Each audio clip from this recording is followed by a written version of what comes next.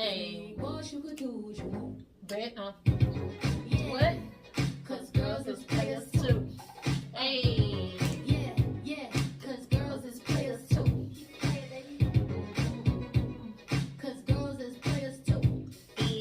And that's a pretty Problem. Welcome back to the Pretty Problem Podcast. I'm your girl, Mayoshi Monet of Mayoshi Monet Wardrobe and Styling and Closet Organization. I also manage a couple artists at Loud Music where we live out our dream, and I do all the branding and imaging and everything fabulous. Does. And I'm your girl, Anita Claville, better known as LC or LC Put Me On. Does she do? The owner of Focus Fit Free for all of your healthcare needs. Hey guys. Hey friend. Hey, friend. How you doing? I'm good, girl. Woo! Need to take some flight? I do. I definitely need a flight. Yeah, me too. Flight, blue water, and a nice cocktail being served And on a bungalow. Oh yes, Lord, cool breeze. Manifesting that soon, please. Thank you. Really, I need to plan something. I don't have any trips planned right now, and that's scary for me. Yeah, I only have one in August, but I need something before then. Yeah, like I have nothing planned. That's crazy. Yeah, we gotta do something. Yeah, I don't care if gotta it's 2 change days in it. Mexico. Goddamn it, I got to get somewhere. I don't want to go to Mexico. Okay, where you wanna go? I've been to Mexico too many We're gonna go times. somewhere that's quick. Where we gonna go? We'll figure it out. We'll figure it out. We need a pretty problems trip. Does anybody do like suggestions? Yeah. Suggest a place we should go. Yeah, Travel. Y'all know some perks. just make sure it has blue water, white sand, and nice weather. Beautiful weather. Please, thank you, and hello. Okay, friend. You want to get into it, or you got something to talk about? So I am still unpacking. I am exhausted. I feel like over the past month I have been packing, and then now that I'm in the new house, the way I like to pack is I like to pack every room and then organize it and then label it, and then when the movers come, they drop it off in said room that it's labeled in, so that I could just unpack everything, and I'm generally done in 3 days, house decorated, like I've been there for years. Yeah. Maybe this is a bigger house, and it is a bigger house. I've never lived in a house this big, so maybe it's the square footage and everything is so spread out, and it's so many different rooms, so I know I haven't had a chance to decorate the way I want to yet, so I'm not really like stressing myself about that. However, I have yet to unpack my closet. You would think that'd be the first thing I do, right? Would definitely. But I wanted to make sure my kitchen was good, because those are things that we use in the house more. Like I have to make sure I can cook, so I need to make sure that all that stuff was set, so that, and then I have to work, so my home office, I had to make sure that was kind of set up. Yeah. And the bathroom, because I need to make sure that I can, do those things in my bedroom. So bedroom, kitchen, the dining room that don't nobody use, the family room. It's decorated and pretty and look untouched, because it is. And my office is set up enough for me to function, but my closet, I still have clothes in the drop bags, and all my shoes are in boxes. So I'm gonna get that done before the end of the week. That is Lord. my plan, because it's hard.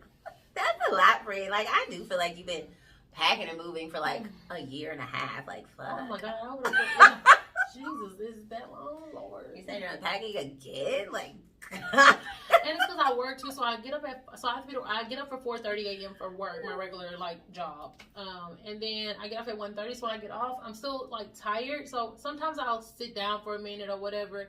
But lately I haven't. I just been like going right into trying to like knock out some stuff. So yeah, I mean I'm getting there, but whew. And then I moved my mama the 2 days after I moved. So that is let me tell you something. Yeah, I'm done. I don't want to do it again. I just pray I always have enough to just hire people, because I don't care. But I did. That's the thing. I Pack hired it people to Put it up. not to pack it. I don't care. I didn't I'll let them unpack it. pack it. This time I will. I don't care. Yeah, I didn't pack it. But they unpack. I mean, they always they set my beds up, and they always set my table up and put everything back together. And they do a good job with moving me. So, but it's just oh Lord, praise God, thank you Jesus for the new changes and all the upgrades, Lord. I appreciate it. I'm not complaining, but give me more time off so that I can get it done, Lord. All right, okay, all right. I guess it's your turn, friend. It But, is. whew, All right. So it's a pretty problem. And if you guys have any suggestions on how you guys get settled, let me know. Pretty privilege. Oh, a couple weeks ago was the first time I even seen that. So here we go. Ain't no telling what you put on there. I'm glad we got this one though. Shit, at least it's privilege. We got taxed on the last episode. Let me tell you something. Tax season and nobody get I need more write-offs, by the way. Privilege. All right, here we go. So, should men still hold doors, or is chivalry dead? And do women accept chivalry? Well, in my new life, yes and yes. So, okay. So you say your new life. Yeah. So I'll say this. I'll say that I grew up. My father passed when I was really young, and I was a daddy's girl. And so I was like a kid. I was like maybe 9 going on 10. And so I was raised in a single parent household. And so my mom's always been like strong, independent black woman. Not in the negative sense that the media try to put play on it, like, whatever when it comes to like a man hater and all that kind of stuff. But she literally I watched her like take care of everything, from taking out the trash to cooking to cleaning to providing to working 2 jobs at a time if necessary, going to school, picking me up, dropping me off, like no real help. And so I picked up on those things naturally, and so I'm so used to doing everything myself. And it's created me to not have like a level of patience to wait for someone else to do it, or trust that somebody else will get it done, because the times that I have, unfortunately, they don't do it when I need it done. So, or they just fall short. I have to ask. I hate to have to ask. If you want something done right, you have to do it yourself. And so that's just kind of what I live by for the longest. And so I realized over the past, I'll say like 2 years, that I was wearing myself out. And I don't think that first of all, I don't think I had the men in my life that were capable of handling a strong woman, and that also made me feel safe enough to be soft. Okay. So I think now thank God that I've been blessed with a relationship that I feel like he loves his role and I love mine. And my role is a soft life. So I don't get out the car. I don't open doors. I don't do any of that thing unless the doors are open, getting in, getting out, front door, like whatever. I don't give a damn what door it is. These hands don't touch it. And so I think that chivalry isn't dead. I feel like women, we have accepted such less treatment because we've had to do it for so long, to where we've trained unintentionally men to not step into their masculinity the way they need to. Okay. And maybe not make them feel so comfortable doing it.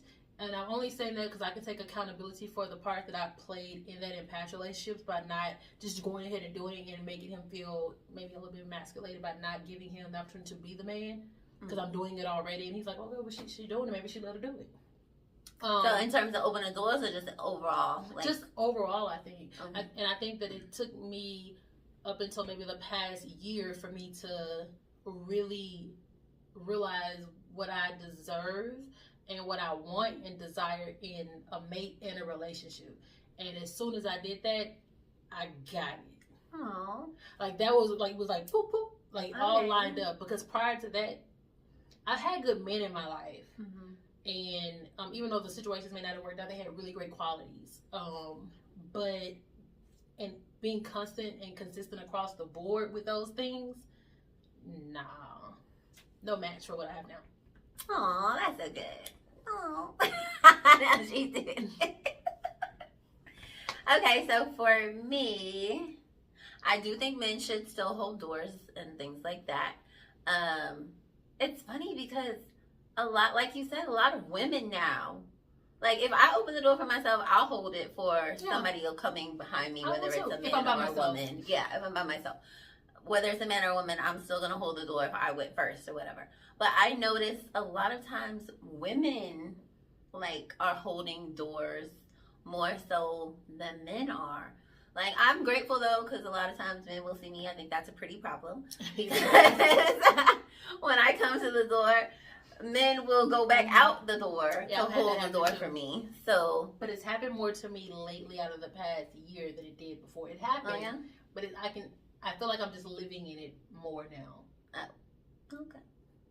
No, it's just always been thing. I don't know. I've always noticed it. Like, men always hold doors open for me. Like, but men that I'm dating, it just really depends. And like when you were talking about like growing up in your childhood and stuff, I always saw my parents as they had like a team, like a partnership more so than anything. My dad does hold doors open for us, but as far as like the car door and stuff like that, he wasn't doing none of it. Like, as far as like getting the groceries out of the car and stuff like that, we would go help, but we would all get the groceries. It wasn't just the job of the man. Yeah, it wasn't like that. When I see my parents cutting the grass, they're doing it together. My mama did all that. Yeah, it wasn't like... And I do it or did it. I don't do none of that no more. Baby, the groceries in the car. Could you bring those in? Don't worry about it. I'll put them up. But could you go get that? See, like, and I'll still help. Like, even when I did, my ex, he was very good at helping with anything. He would go to the grocery store with me. Like, I never had anybody that would, like, shop with me. He'd be like, because he knew I didn't really want to go. He'd be like, come on, let's just go. We go together. I'm like, oh, okay. So then, or if I did go by myself, I would call him and be like, hey, I need help with the groceries or something like that. And he would come and he would help me with the groceries. But I would still help. I was not like I would just have him taking all the bags and I'm walking in with my purse. Like, no, like, if there's 20 bags to get out, you get 15, I get these 5. You know what I'm saying? Like, however you want to work it. But it's all just, like, because I grew up on partnership and, like, having a teammate. Like, that's what I saw marriage as being. I never saw it as just, like, I mean, soft life to me, I guess, would be something different, too. Because it does have to do with being able to be soft. Oh, you know what I mean? Sure. Like, because a lot of people are like, they want a soft life, but then they talk crazy. Like, what? Yeah. That's not soft. Like, your life doesn't feel soft. It doesn't. It's not looking soft. So it's looking very aggressive. It's looking very hard. So it's just like, I don't think chivalry is dead. I think it is dead in a lot of people. As far as accepting chivalry, since it's like you never know who you finna get. Like, I feel like you and just that should be kind. don't know if they're going to hold the door or if they're not, right? Or they'll hold the door for a certain amount of time and then try to stop. Like, what are you doing? Or they're holding the door so they can look at your ass. Ulterior motive. Yes, you selfishly did it. It wasn't because you were just being nice. But I remember growing up, like my aunts, when we go to stores and stuff like that. So I was almost the only girl in most of the scenarios on my mom's side. And so my cousins are my god brothers. Shout out Mac and Prince and Adam. We would all go and be like kids, and my aunt would be like, everybody stop and make the young boys like open the door, and then the ladies walk in, and then they walk in too. So they taught them that at a young age. I don't see mamas doing that too much no more. Yeah, it just really depends. Like, I see some, like, in my family, they still teach them to do stuff like that. So I guess it really just is in all how you brought up, like, who raised you. Yeah. But I feel like also we have to take a responsibility as women and kind of, we want, like, it's okay to be strong. Like, cause I'm not weak by any means. Like, I can still do all those things and I still help out. It's like, but even when I do it, he'd be like, baby, don't do that. I got that. I'm like, oh, okay. It's like, so... and then in my everyday life, I'm generally one of the only women, if not the only woman in the room. And so I feel like I'm always on all day long. So it's definitely a breath of fresh air to be able to just be like, whoo, I can turn it off a bit.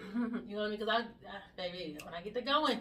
See, I love being the only woman because I always get treated special. Like, well, I mean, I like the special treatment, but I don't necessarily need any special provisions because I still want to be taken as serious. Definitely taken seriously, but I do like living in my feminine energy and living around masculine energy, and they appreciating me with my feminine energy. Like, I just really I still get y'all together real quick and they know that. Hello. Oh yeah, for sure. But yeah, I still get I love being I guess I just live a soft life wherever I go. We're just gonna put it like that. And it's a pretty problem to have. It is, but yeah, chivalry, bring it back. If you lost it, bring it back. Like, I don't care too much about if you hold the car door and all that. Like, I don't really care too much about letting me out of the car. I guess putting me in is nice. Like, I like to be put in the car so we can make sure that we're good and make sure I'm safe. Because I feel like that's the whole thing about it. It's just making sure the woman feels safe and feels protected by That's you. the ultimate. The other things are just examples of. I feel like you can still show chivalry in different ways. It just doesn't include opening doors and closing doors. I think it's the way that you talk to your woman and the way that your woman talks back to you. I think that it's how you guys handle each other. I definitely believe there's different forms of teamwork, and that do what works for you and your situation, but make sure that you're respectful on each. And I think that's what it boils down to.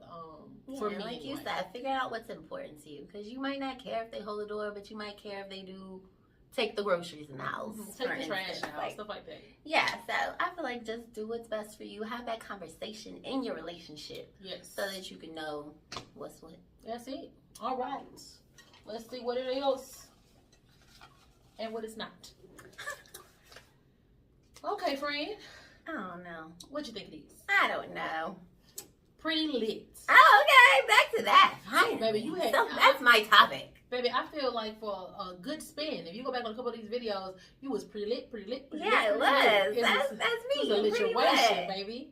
I'm glad to get back. So, what is the best birthday celebration you've ever had? Oh. Okay, so I say my favorite. I have two favorite memories from my adult celebrations. One, my family was in town, so we had a family reunion, and it so happened to be on my birthday. So all my family sung me happy birthday, and that just made me feel so special, because it's like you rarely get to spend time with your whole family on your birthday. You know what I'm saying? You might invite some family or something like that. But yeah, to have them all there, and then they just all showed me so much love, and I was just so grateful, because I wasn't even trying to make a big deal, because it's the family reunion, you know. I know, but I was just glad to be amongst my family, because that's the people that I love the most in the whole wide world. And then probably my favorite birthday celebration, though. Oh man, Club Drake. Did you ever go to Drake? Ooh. Ooh, them so. Yeah. Ooh. When I tell y'all, I had so much fun that birthday. I don't even remember what year it was. I think it might have been 25, 26, something like that. Something like that. But we was in Drake. The Texans ended up being there that night. I ended up being in the DJ booth with the DJ. Jumped up, baby. Miss a lituation. I ain't gonna tell y'all which DJ. Tell me later.